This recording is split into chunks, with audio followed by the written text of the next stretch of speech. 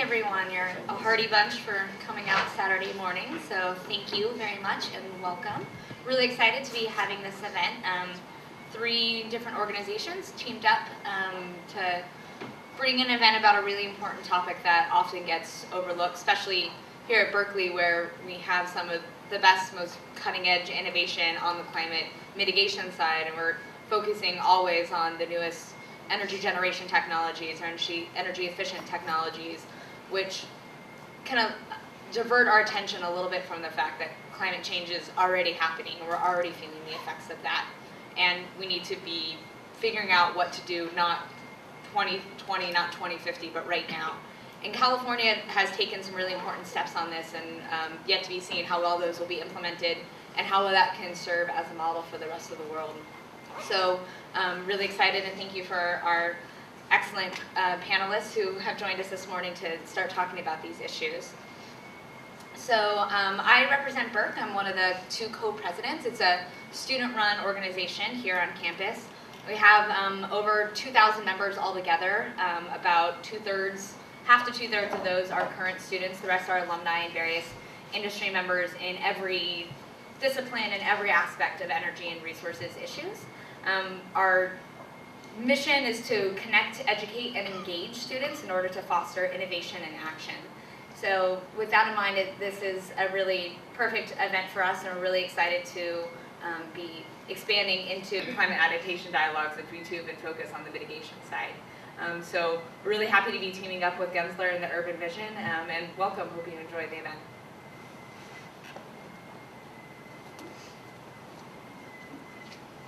Good morning, everybody. My name is Erin Cubinson. I specialize in sustainable design at Gensler, and I'm really excited to see you all here, some familiar faces and some that I haven't met yet, so thank you very much for coming. So Gensler is a large international architecture and planning firm, and we do quite a bit of work in the developing world. So this event is particularly important to us because, we're able to bring together 2 incredibly critical topics. What to do in the developing world that has the opportunity to learn from both the good things and also the not so good things that we have to offer as examples here. At Gensler, sustainability is central to all of the work that we do.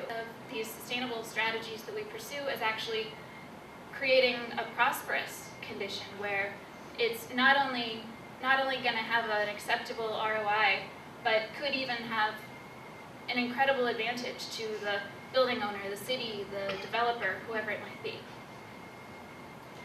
So we're all here because we are either interested in sustainability from an academic perspective, or we're extremely committed to it professionally, as all of our speakers are and many of you are. And so as Sarah mentioned, we tend to focus on the mitigation, the energy conservation, and the cool new renewable energy technology, things that are out there. But all of those things taken together are also going to make us have to adapt our lifestyle. So with that, I think I'll turn it over to Prathima Manohar from the Urban Vision, and I really look forward to this great discussion and exchange of interdisciplinary ideas. Thank you, Erin. Hello, I'm Prathima Manohar. I run a think tank on urbanism based in India. We recognize that cities are at the heart of some of the most pressing challenges of our century, but they're also at the heart of some of the solutions to those challenges. Our agenda at the Urban Vision is to transform the image of the city from being one of grand social inequity and environmental catastrophe to one of opportunity. So I thank you for being here today. We are here today to discuss the future of hundreds and millions of people who will have to deal with the effects of climate change.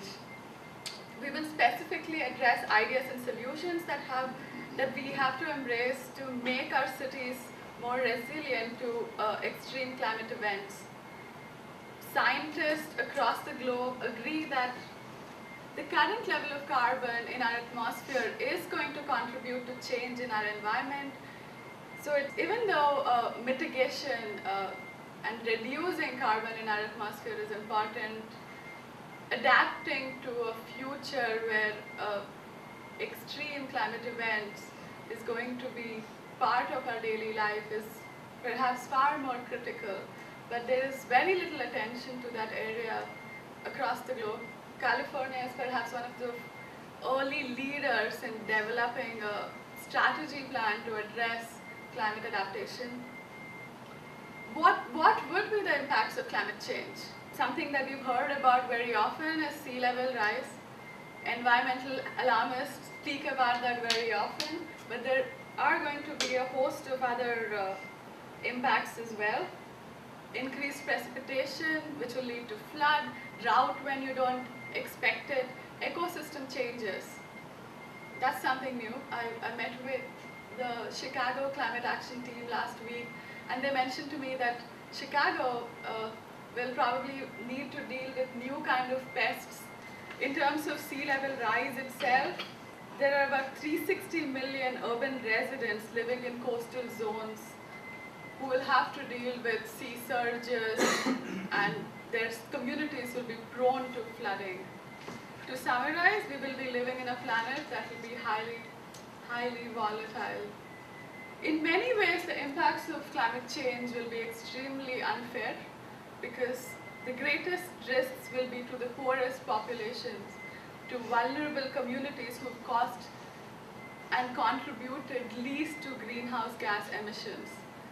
Developing world cities, which are often characterized by informal slum communities which live in low-lying areas, will be most vulnerable.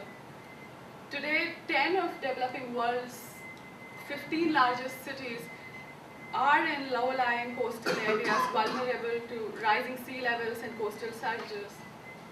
The city of Mumbai, where I live, which is a coastal city, has over 50% of its population living in slums.